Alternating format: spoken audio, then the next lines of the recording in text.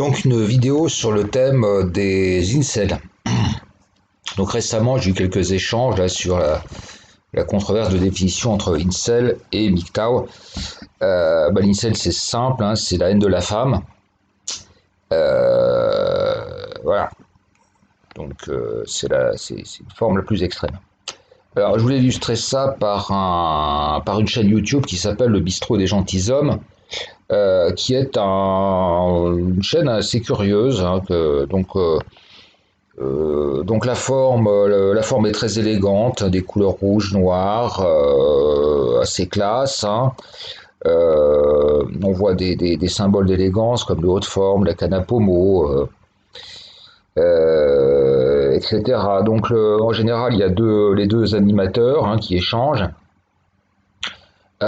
sur un ton très très châtié, vocabulaire châtié, un style empoullé. Enfin, c'est très élégant le phrasé. Quand on met des commentaires un peu critiques, les réponses sont très très courtoises, voire même onctueuses. Donc, on a l'impression d'être un petit peu comme ça sur un site de séduction, disons haut de gamme. C'est un petit peu ce que ça inspire de prime abord. Alors sur le fond, par contre, là tout d'un coup, dissonance cognitive.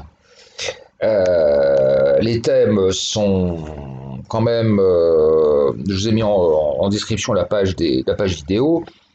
Donc c'est plutôt une apologie de la grande délinquance, des grands proxénètes, notamment un livre peu connu mais très important de l'icône des proxénètes noirs américains. Et puis surtout un mépris, une haine incroyable envers les femmes. Alors quand on voit ça, on a quand même, on se dit quand même qu'il y a tout ça dénote d'importantes difficultés sexuelles. Je rappelle quand même qu'il y a quand même, malgré tout, encore beaucoup d'hommes qui ont des relations avec les femmes qui sont satisfaisantes. Moi, je l'ai déjà dit à de multiples reprises. Euh, J'adore les femmes et je veux dire que les relations que j'ai eues ont été extraordinairement enrichissantes. Et franchement, c'est que des souvenirs formidables. Donc voilà, hein, sachez-le, il n'y a pas que des.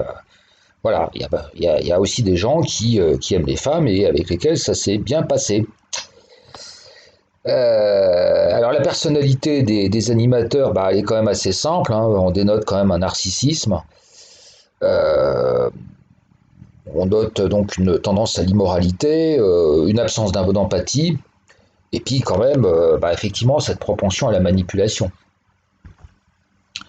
Qu'on retrouve sur sur la forme du site, hein, qui cherche à capter les gens en donnant une image qui correspond pas vraiment au fond.